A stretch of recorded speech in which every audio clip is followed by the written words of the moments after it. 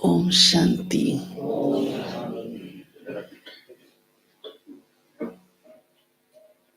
आज प्यारे बाबा ने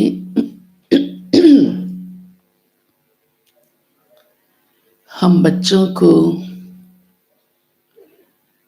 कुछ एक बहुत जीवन की खास बातों पर ध्यान खिंचवाया है। बाबा ने कहा है क्योंकि ये ज्ञान मार्ग बहुत ऊंचा है, साधारण मार्ग नहीं, इसलिए ये बहुत नाजुक भी है। जैसे कोई ऊंचाई पर चढ़ता है, पहाड़ पर चढ़ता है, तो साथ साथ बड़ा ध्यान रखना पड़ता है कि जरा भी कदम खिसके नहीं।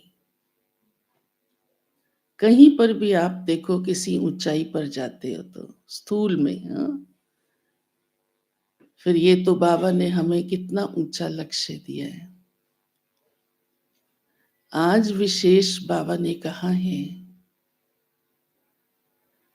कि ग्लानि करना, पर चिंतन करना, व्यर्थ बातें बोलना, बाबा का ये फरमान नहीं। क्या फरमान है? क्या फरमान है?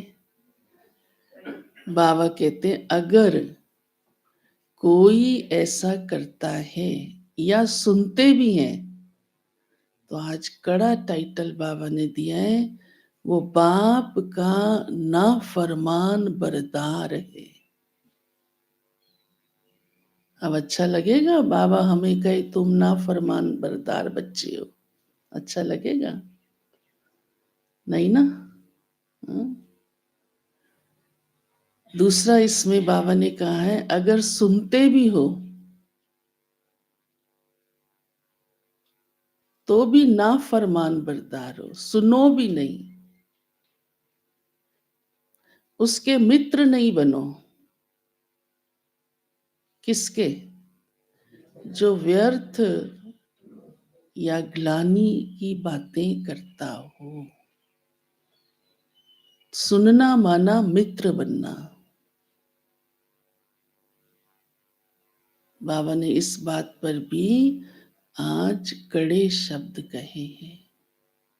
सुनना माना मित्र बनना। बाबा ने कहा सुनो भी नहीं, उसके मित्र नहीं बनो। उसके साथ ही बाबा ने कहा है कि बाप को सुनाओ।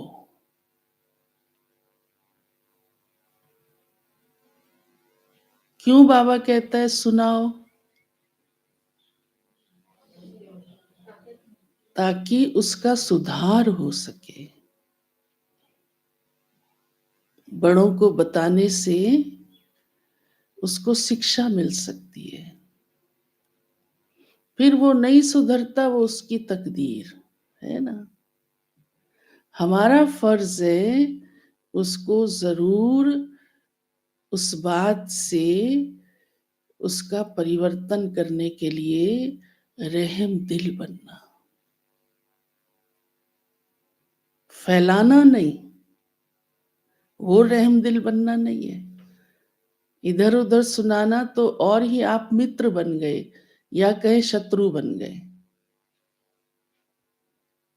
तो सुनना बाबा कहते मित्र बनना है। कई फिर कहते हैं ना वो सुना रहा था तो हम क्या करते, हम चुप रहे, सुनते रहे। उसको भी बाबा ने गलत कहा है आज। ऐसे मित्र नहीं बनो।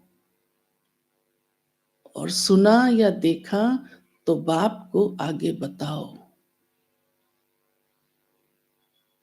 अगर हम सचमुच रहम दिल है तो आगे बताओ। फिर ऐसे के लिए बाबा ने कहा क्या करो? जब मित्र नहीं बनना तो क्या करो? ज्ञान का सुरमा पहन कर रहो। अर्थात अपनी आंखों को ही ऐसा बनाओ जो कमियां देखो ही नहीं,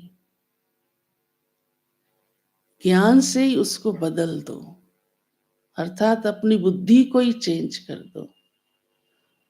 क्योंकि कोई कोई तो सिर्फ ग्लानि ही नहीं, गाली भी देते हैं, उसकी भी कंप्लेंट आती है कि फलानी बहन ऐसे ऐसे शब्द बोलती है, जो ज्ञान मार्ग के बिल्कुल विरुद्ध है। अज्ञानी भी आज दुनिया में ऐसे शब्द नहीं बोलते, है ना। बहुत ही कोई तमो प्रधान आत्मा होती है तो ऐसे शब्द बोलती है। अब हम उसे रिपीट नहीं कर सकते, हमारी जबान पर वो शोभा ही नहीं देंगे, पर हमको आकर कंप्लेंट तो करेंगे ना जरूर, बताएंगे तो सही ना जरूर,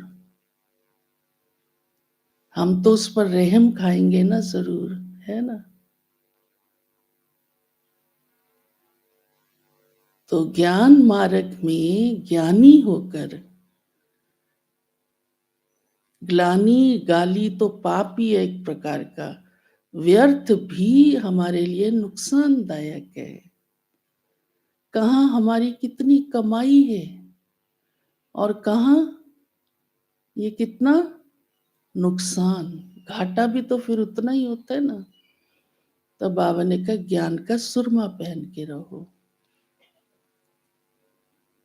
दूसरी बात बाबा ने सेवा की कही है कि सेवा की वृद्धि करो।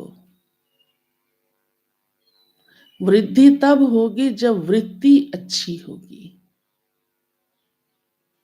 अंदर शुद्धता होगी, कल्याण की भावना होगी, तब तो तीर लगेगा ना। अगर अपने अंदर कमियां होंगी तो बाबा कहते हैं सेवा की वृद्धि भी नहीं होगी। कमी वाला बाबा ने कहा बोल नहीं सकेगा, कह नहीं पाएगा। कई फिर अपनी कमी को नहीं समझते हैं तो दूसरे की कमी को देखते रह जाते हैं, समझते ही नहीं मैं ये गलत हूं इस बात में। बाबा ने कहा ये कमाई का समय है, एक है अविनाशी ये कमाई, फिर विनाशी दुनिया की भी है, वो तो देख ही रहे हो। फिर खुशी की बात सुनाई है बाबा ने कि मैं तुम बच्चों को शांति धाम ले चल रहा हूं, सुख धाम ले चल रहा हूं, ये याद रखो तो खुशी रहेगी। क्योंकि ये दुनिया तो कैसी है मालूम है ना। अगर सचमुच हमें अपना घर याद ना रहे